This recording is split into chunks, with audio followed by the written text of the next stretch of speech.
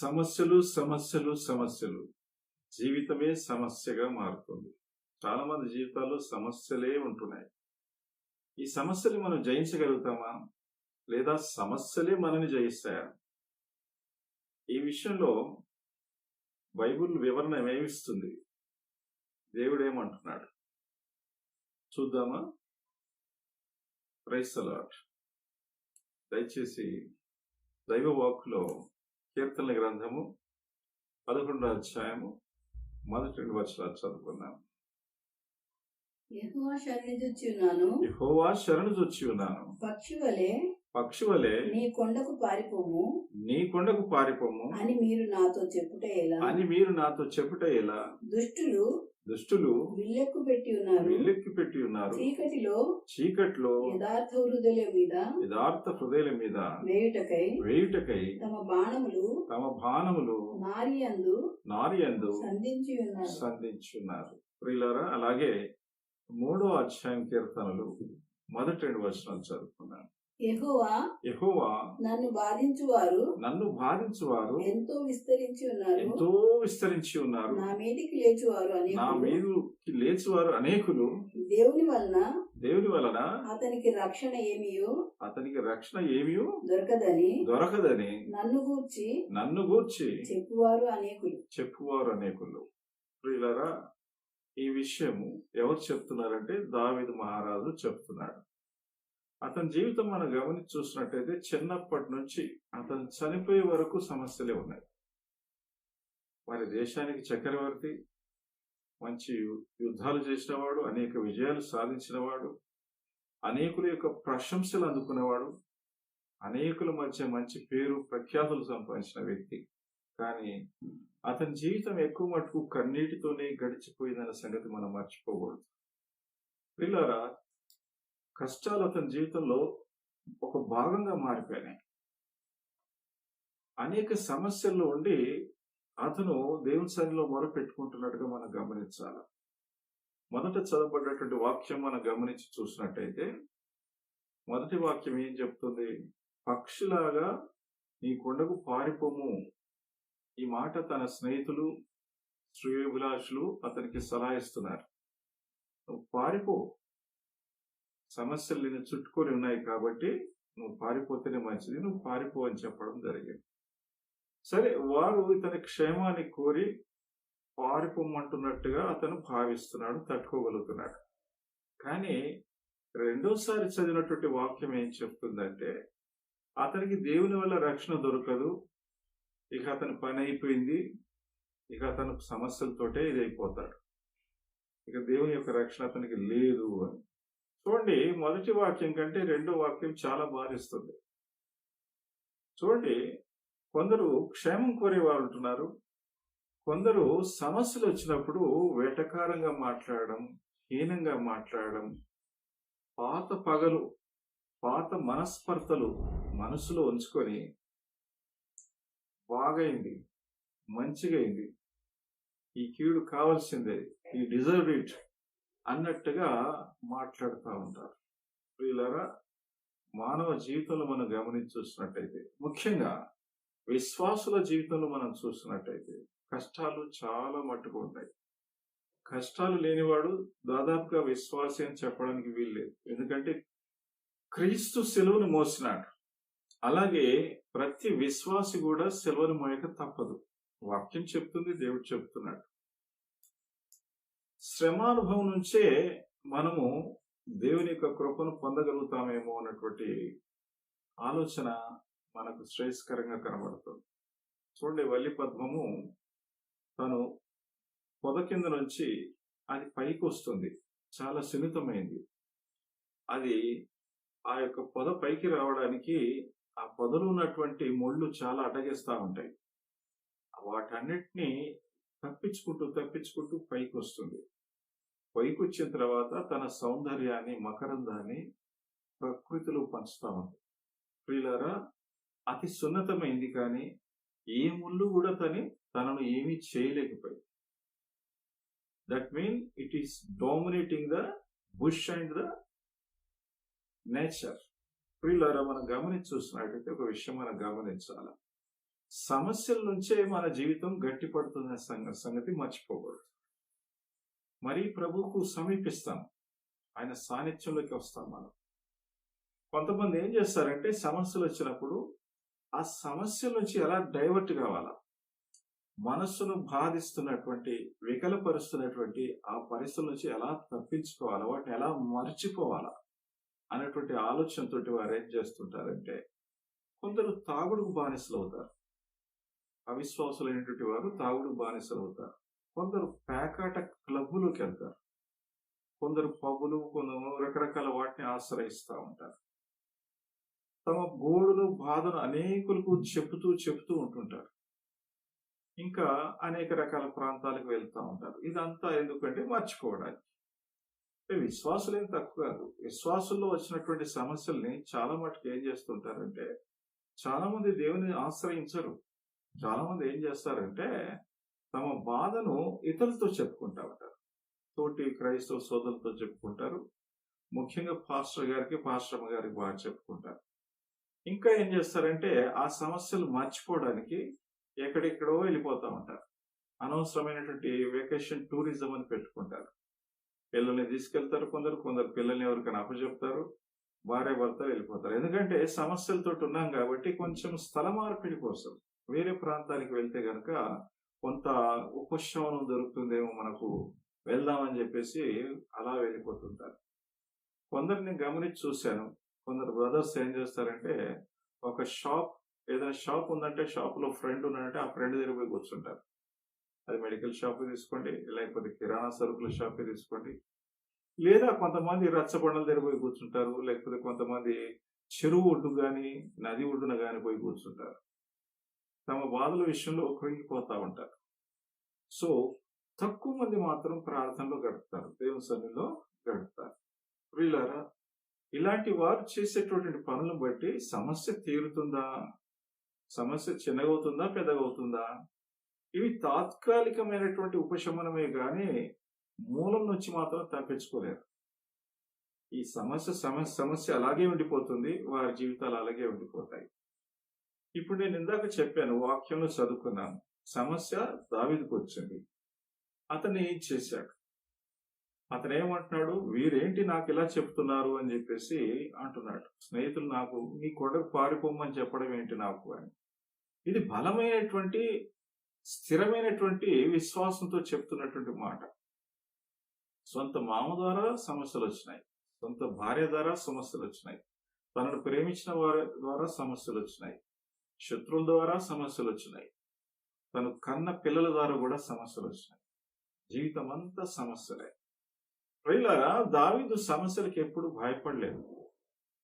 తన భయాన్ని మనుషులతో చెప్పుకోలేదు. తన భయాన్ని, తన యొక్క బలహీనతలన్నీ కూడా దేవుని సన్నిధిలో చెప్పుకున్నాడు. కారణం ఏంటంటే దేవుడైతేనే తన సమస్యలు తీర్చగలుగుతాడు. అట్టి కాన్ఫిడెన్స్ ఆయనలో డెవలప్ ఎలా అయింది అని మనం ప్రశ్నించుకుంటే, చిన్నప్పటి నుంచే 2 ఉదాహరణలు మనకు తెలుసు. ఏంటంటే ఆయన గొర్రెల మందను మేపుతున్నప్పుడు సింహం వచ్చి పడింది. గొర్రె పిల్లను పట్టుకొని అది పారిపోతా ఉంటే దావీదు దాన్ని తరిమి ఆ గొర్రె పిల్లను విడిపించినాడు. దాన్ని చంపి ఆ గొర్రె పిల్లను విడిపించినాడు. ప్రియులారా, అలాగే రెండోసారి ఎలుగుబంటి వచ్చింది. ఆ ఎలుగుబంటి వచ్చినప్పుడు భయపడకుండా దాన్ని వెంబడించి దాన్ని చంపి దాని నోట్లో నుంచి గొర్రె పిల్లను తీసుకొచ్చినట్టుగా గమనిస్తుంది. ఇదే విషయాన్ని సౌలుతో కూడా చెప్పాడట. ఎప్పుడు? గొలియాతు ఫిలిస్తీయులు ఇశ్రాయేల్ సైన్యం మీదకి యుద్ధానికి వచ్చినప్పుడు. వారు లక్షల సైన్యం ఉన్నారు, ఇశ్రాయేలు కొద్ది సైన్యము.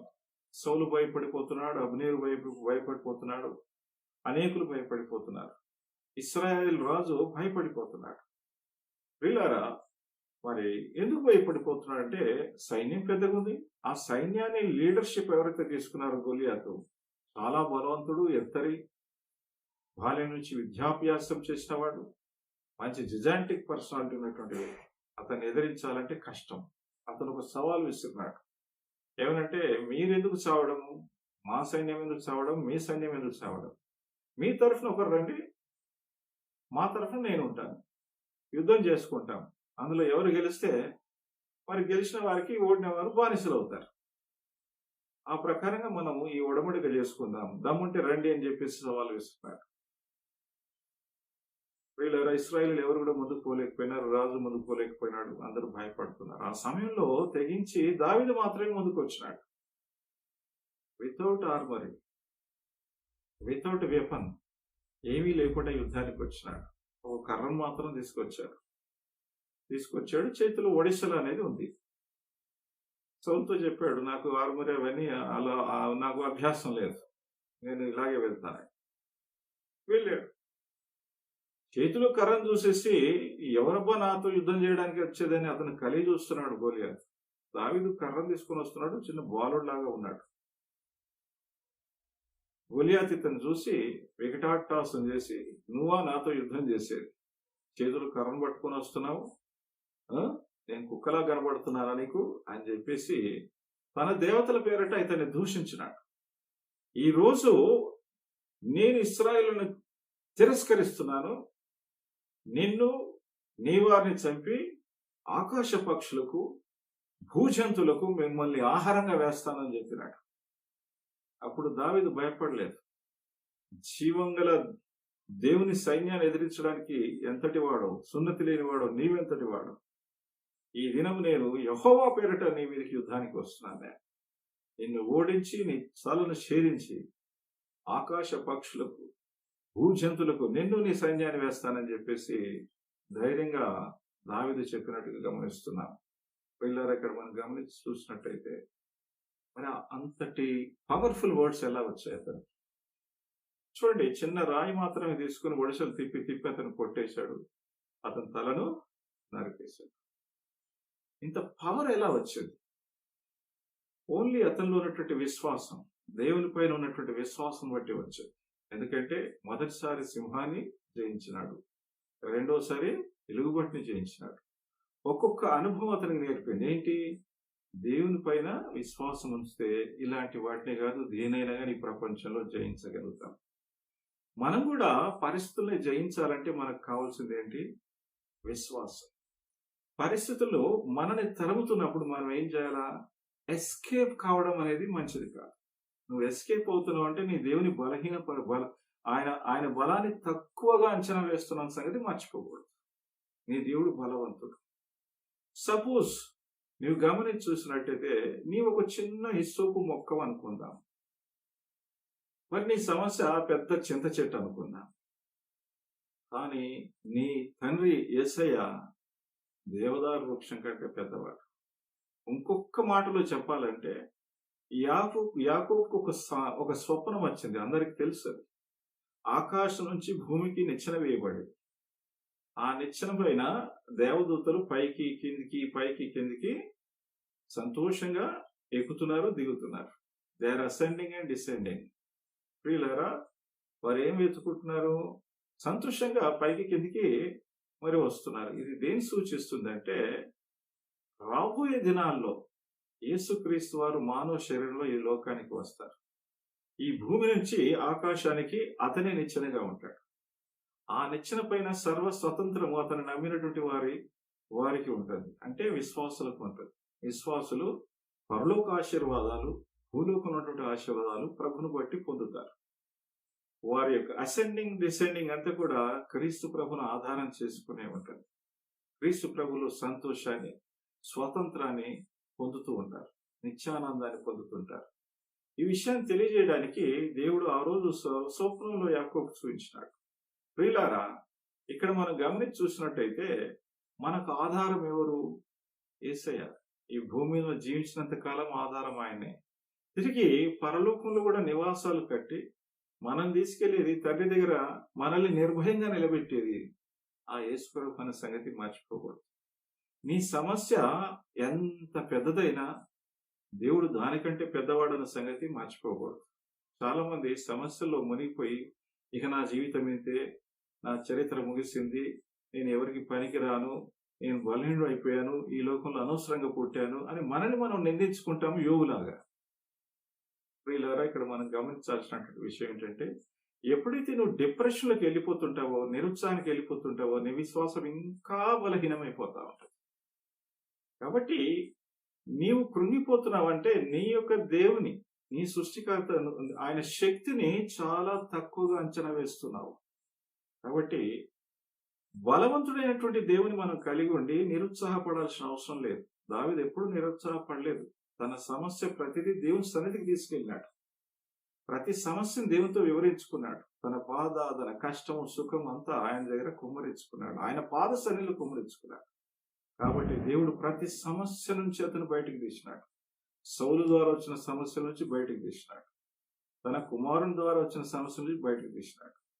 చివరి దినాల అవసాన దశలో కూడా కుమారులు సింహాసనం కోసం యుద్ధం పోరాడుకునే పరిస్థితి వచ్చినప్పుడు కూడా దేవుని యొక్క శక్తిని పొంది చక్కటి సలహాలు ఇచ్చినట్టు. ప్రియులారా, అది సక్సెస్ఫుల్ లైఫ్ గా మనం తీసుకోవాలి. మన జీవితం కూడా సమస్యలతోటే ఉంటుంది. కొన్నిసార్లు సుఖపడుతుంటాం, కొన్నిసార్లు దుఃఖపడుతుంటాం. ఎక్కువగా విశ్వాసుల జీవితాల్లో సమస్యలు, ఇబ్బందులు, బాధలే ఉంటాయి. వీటిని జయించాలంటే తప్పించుకునే మార్గాలు మనం వెతకూడదు. మనం వాళ్ళతో వీళ్ళతో చెప్పుకుంటే సమస్యలు తీరుతాయా? పాస్టర్తో చెప్పుకుంటే తీరుతాయా? వాళ్ళు ప్రార్థన చేస్తారు అంతేగాని నీ సమస్య సమూలంగా తీయలేరే. ఎక్కువ మనమే ప్రార్థించాలి. దేవుని సన్నిధిలో బాగా ప్రార్థించాలి. దేవునికి చెప్పుకోవాలి మన సమస్య. అప్పుడు దేవుడు వినే దేవుడు. ఒకటి గుర్తుపెట్టుకోవాలి మనం. అదే వాక్యంలో మీరు 11వ అధ్యాయం మళ్ళీ చదవడం ఏం రాయబడిందంటే, గాడ్ ఈజ్ వాచింగ్ ఎవ్రీథింగ్. పరలోకం నుంచి సమస్తమును గమనిస్తున్నాడు. విశ్వాసుల జీవితాల్ని పరిశీలిస్తున్నాడు. అవిశ్వాసులు అంటే వికెడ్ పీపుల్ ఎవరైనా ఉంటే గనక విశ్వాసులను ఏ విధంగా ఇబ్బంది పెడుతున్నారు గమనిస్తాడు, వాళ్ళని శిక్షిస్తాడు. విశ్వాసులు మాత్రము వారిని దీవిస్తాడు, కాపాడుతాడు, విడిపిస్తాడు. ప్రతి సమస్య నుంచి విడిపిస్తాడు. కాబట్టి మనం పెంచుకోవాల్సింది ఏంటంటే మన విశ్వాసమును బలపరచుకోవడం. మన విశ్వాసాన్ని బలపరచుకోవాలంటే మనము భయపడిపోకూడదు. బైబిల్లో ఏ భక్తుడు కూడా శ్రమానుభవం నుంచి పక్కకు జరిపోలేదు. యోసేపు జరిపోలేదు, దానియేలు జరిగిపోలేదు, దావీదు జరిగిపోలేదు. సమస్య వచ్చినప్పుడు ఆ సమస్యలు ఉన్నారు, వాళ్ళు 0 స్టేజ్లో ఉన్నారు. కానీ దేవుడు ఆ సమస్యల నుంచి ఆశ్చర్యరీతిగా, అద్భుత రీతిగా బయటకు తీసినట్టుగా గమనిస్తున్నాం మనం. అయితే వారిని కాపాడింది ఏంటి? దైవశక్తి. కరెక్టే. ఆ దైవశక్తిని ఆకర్షించింది వారిలో ఉన్నటువంటి విశ్వాసం అనే సంగతి మనం మర్చిపోకూడదు. వారి విశ్వాసం బలపడడానికి మరి దేవుని యొక్క శక్తి ఆధారమైనట్టుగా చూస్తున్నాం. సమస్య నీకు వస్తే దాన్ని ఎదిరించాలి. నీ దేవుడు బలవంతుడని నువ్వు నిరూపించాలి. ఎలా నిరూపిస్తావు? వాక్యం మనకేం చెప్తుంది? దయచేసి యాకోబు రాసిన పత్రికలో 4వ అధ్యాయం 7వ వచనం నుంచి 10వ వచనం వరకు ఒకసారి చదువుకుందాం మనం. దేవుని యొద్దకు రండి, దేవుని యొద్దకు రండి, అప్పుడు ఆయన మీ యొద్దకు వచ్చును. అప్పుడు ఆయన మీ యొద్దకు వచ్చును. పాపులారా, పాపులారా, మీ చేతులను శుభ్రం చేసుకొనుడి. ద్విమనస్కులారా, మీ హృదయములను పరిశుద్ధపరచుకొనుడి. వ్యాకులపడుడి, దుఃఖపడుడి, ఏడుడి. మీ నవ్వు దుఃఖమునకును, మీ ఆనందము చింతకును మార్చుకొనుడి. ప్రభు దృష్టికి మిమ్మల్ని మీరు తగ్గించుకొనుడి. అప్పుడు ఆయన మిమ్మును హెచ్చించు. ప్రియులారా, సమస్యలు కొన్నిసార్లు మనం కొని తెచ్చుకుంటాం. మనం సమస్యలు ఎదురించలేనటువంటి ఆత్మ కలిగి ఉన్నామా? దైవాత్మ బలమైంది, కానీ దేవుని ఆత్మకు మనం హృదయంలో చోటిస్తున్నామా? మనం ఎలా బలహీనపడిపోతున్నాము? మా స్వయంకృత అపరాధముల వల్లనే మనం బలహీనపడుతున్నాం. మన చేతులు పాపం చేతులా? మన చూపు పాపపు చూపా? మన తలంపులు పాపాలతో నిండి ఉన్నాయా? మన క్రియలు అతిక్రమిస్తున్నాయా? ఇవన్నీ గమనించుకోవాలి. ఎప్పుడైతే మనం ఈ స్థితిలో ఉంటామో దేవుని ఆత్మ మనల్ని విడిచిపెట్టి వెళ్ళిపోతుంది. మరి సంసోను జీవితం మనం గమనించి చూసినట్టయితే దేవుని ఆత్మ విడిచిపెట్టినాక చాలా సమస్యలు పడిపోయినాడు. అయితే పాపం చేయడం వల్లనే సమస్యలు వస్తాయని కాదు, నువ్వు మంచిగున్న సమస్యలు వస్తాయి, అది వేరే సంగతి. ఎక్కువ మటుకు మన విశ్వాస జీవితం బలహీనపడడం బట్టి సమస్యలు ఎక్కువగా వచ్చే ఛాన్సెస్ ఎక్కువగా ఉంటాయి. ఎందుకంటే దేవుని ఆత్మ దూరం అవుతుంది కాబట్టి. అయితే మన జీవితాన్ని మనం సరి చేసుకోవడం ద్వారా మనం విశ్వాసంలో బలపడతాం. బలపడడం ద్వారా మనం చేసే ప్రతి ప్రార్థన దేవుని సన్నిధికి చేరుతుంది. అప్పుడు మరి ప్రభువు చెప్తున్నాడు, మీరు సైతాన్ని ఎదిరించండి అని చెప్పేసి. సైతాన్నే కాదు, సమస్యలన్నిటిని కూడా మనం ఎదిరించగలుగుతాం. ఎప్పుడు క్రీస్తులో, యేసుక్రీస్తు వారి యొక్క ఆత్మలో మనం బలం పుంజుకుంటే, మన విశ్వాసంలో మనం బలపడితే ప్రతి సమస్య నుంచి మనకు విడుదల దొరుకుతుంది. దేవుడు బలవంతుడైన దేవుడు, నమ్మకమైనటువంటి దేవుడు, విశ్వసించదగిన దేవుడు, ప్రతి సమస్య నుంచి మనం బయటకు తీసే దేవుడు.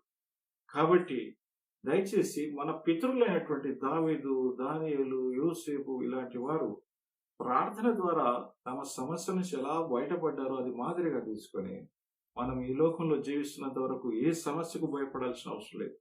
సమస్య నుంచి మనం తప్పించుకోదు, సమస్యను ఎదిరించాలి. ఎందుకంటే నీ దేవుడు జీవగల దేవుడు, బలమైన దేవుడు, శక్తి గల దేవుడు. కాబట్టి ఆ శక్తిని నువ్వు కోరుకోవాల్సి ఉంటుంది. అప్పుడు నీకు దైవాశీస్సులు దొరుకుతాయి. చక్కటి సాక్ష్యం నీ జీవితంలో ఎస్టాబ్లిష్ అవుతుంది. ఆ దిశగా మనం ప్రార్థించుకొని ప్రభులో ప్రయాణిద్దామా? వందనాలు.